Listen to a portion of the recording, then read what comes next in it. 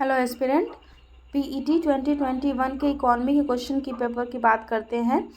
क्योंकि इकॉनमी के क्लासेस भी चल रहे हैं तो क्वेश्चन पेपर डिस्कस करना भी अत्यावश्यक है, जिससे आपको पता चले कि तैयारी सही दिशा में चल रही है कि नहीं, और टॉपिक से प्रश्न आ रहे हैं कि नहीं, और आपके प्रश्न सॉल्व हो रहे हैं कि नहीं सॉल्व हो रहे हैं। क्वेश्चन नंबर 16 है, किसके बढ़ने यानी इकॉनमी का फर्स्ट क्वेश्चन, किसके बढ़ने के फलस्वरूप निजी निवेश में वृद्धि की अधिक संभावना होगी। ऑप्शन ए ब्याज दर, ऑप्शन सी शेयरों की कीमत, ऑप्शन डी नई पूंजी पर अनुमानित प्राप्ति, ऑप्शन डी व्यक्तिगत कर। यदि बैंक ब्याज दर बढ़ाती है जिस पे आप लोन लेते हो तो आप बैंक से लोन कम लोगे, और लोन कम लोगे तो इन्वेस्टमेंट कम करोगे, इसलिए पहला ऑप्शन गलत हो गया। बी ऑप्शन है शेयरों की कीमत में वृद्धि, शेयर की कीमत में बहुत ज़्यादा उछाल आएगा तो इन्वेस्टमेंट कम करोगे, क्योंकि शेयर की कीमत गिरेगी तब आप खरीदोगे, फिर जब बढ़ेगी तब आपको लाभ होगा। नई पूंजी पर अनुमानित प्राप्ति, नई पूंजी पर अनुमानित प्राप्ति, शेयर वाला कॉन्सेप्ट में देखो दोनों चीज़ें काम करती हैं। जब कुछ ऐसे शेयर होते हैं जिसमें घटते हैं शेयर मार्केट में शेयर के प्राइस, तब आप खरीदते हो। कुछ ऐसे शेयर होते हैं जिसमें शेयर के प्राइस बढ़ते हैं, तब इसको भी छोड़ते हैं। इसमें सब पे देखते हैं। नई पूंजी पर शेयर की मार्केट में इन्वेस्टमेंट एक सेक्टर हो गया, लेकिन ये जो बाकी और फैक्टर है, यदि वो चीज़ें बढ़ती या घटती हैं तो बहुत होलिस्टिक इन्वेस्टमेंट पे इम्पैक्ट पड़ता है। नई पूंजी पर अनुमानित प्राप्ति, नई पूंजी यानी नया स्टार्टअप यदि आप कर रहे हो और उसमें प्रॉफिट होने की चांसेस ज़्यादा हैं, अनुमान ज़्यादा हैं, तो आप इन्वेस्टमेंट ज़्यादा करोगे। जैसे व्यक्तिगत कर, व्यक्तिगत कर यानी कि यदि आपके इनकम पर, आपके प्रोडक्शन पे, जो भी आप इकॉनमी में रोल कर रहे हो वो टैक्स बढ़ता है, जो भी चीज़ें आप कंज्यूम कर रहे हो उस पर टैक्स बढ़ता है, तो आपके पास पैसे कम बचेंगे। ठीक है, पैसे कम बचेंगे तो इन्वेस्टमेंट कम होंगे, तो इसका राइट आंसर क्या होगा? सी। ठीक, नेक्स्ट क्वेश्चन, क्वेश्चन नंबर 17, भारत में राष्ट्रीय आय का आकलन करने वाली संस्था है। In the agency estimating the national income of India is RBI, A RBI, B NITI Aayog, सी वित्त मंत्रालय, डी केंद्रीय सांख्यिकी संगठन।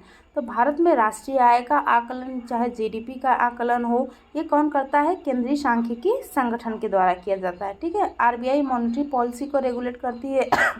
नीति आयोग जो है वो प्लानिंग के लिए, और सेंट्रल और स्टेट गवर्नमेंट कैसे मिलकर काम करे इस पर काम करती है। और वित्त मंत्रालय फाइनेंस संबंधित काम करती है, ये बजट प्रस्तुत करने का कार्य करती है। ठीक है, तो इसका राइट आंसर क्या हो गया? डी। क्वेश्चन नंबर 18, सेवा क्षेत्र का दूसरा नाम क्या है? What is another name for the service sector? सेवा क्षेत्र, जब आपने अर्थव्यवस्था के क्षेत्रक वाला क्लास देखा होगा तो उसमें मैंने कहा था कि प्राथमिक क्षेत्रक को कृषि एवं सहायक क्षेत्रक कहा जाता है, द्वितीय क्षेत्र को उद्योग क्षेत्र कहा जाता है, जबकि तृतीय क्षेत्र को सेवा क्षेत्र कहा जाता है, क्योंकि इसमें वस्तुओं का उत्पादन नहीं बल्कि सेवाओं का सृजन होता है। ठीक, तो right answer is a. Question number 19, Bharat में श्वेत क्रांति के जनक के रूप में कौन जाना जाता है? Who is known as father of white revolution in India? White revolution किससे संबंधित है? दूध के उत्पादन से। ऐसी टेक्नोलॉजी जिससे दूध के उत्पादन में बहुत ज़्यादा वृद्धि हो जाए और जितनी डिमांड है वो उतनी सप्लाई हो, इसे वाइट रिवॉल्यूशन कहा गया। इसमें अच्छी नस्ल के गाय आए, चारा की क्वालिटी बढ़ी, पशुपालन के लिए सुविधाएं बढ़ी, फंड मिलना स्टार्ट हुआ। तो भारत में वाइट रिवॉल्यूशन के जो फादर है वो है डॉक्टर वर्गीस कुरियन।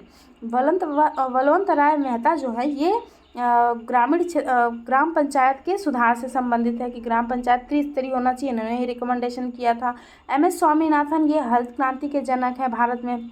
और नामन एडबर्ग की जगह नामन बोरलाग आएंगे, जो विश्व में हरित क्रांति के जनक रहेंगे। ठीक है, तो ये हो गया क्वेश्चन नंबर 19। क्वेश्चन नंबर 20 की बात करते हैं कि भारत में आर्थिक सुधार 1991 के दौरान प्रधानमंत्री कौन थे? Who was the prime minister during economic reforms 1991 in India? Option A PV Narasimha Rao, option B Atal Bihari Vajpayee, option C doctor Manmohan Singh, option D इनमें से कोई नहीं। जब 1991 का इकोनॉमिक रिफॉर्म का क्लास लेंगे तो इसमें हम आपको बताएंगे कि इसे राव मनमोहन पैक्ट भी कहा जाता है, क्योंकि उस समय प्राइम मिनिस्टर कौन था? PV नरसिम्हा राव थे। ठीक है, तो इसका राइट आंसर होगा PV नरसिम्हा राव। मनमोहन सिंह उस समय वित्त मंत्री थे, जिन्होंने, और आर्थिक सलाहकार भी, और इन्होंने अर्थव्यवस्था में आर्थिक सुधार के लिए बहुत बढ़िया ड्राफ्ट तैयार किया था। तो इसलिए सी नहीं होगा। यहाँ प्राइम मिनिस्टर पूछा है तो प्राइम मिनिस्टर कौन रहेगा, पीवी नरसिम्हा राव।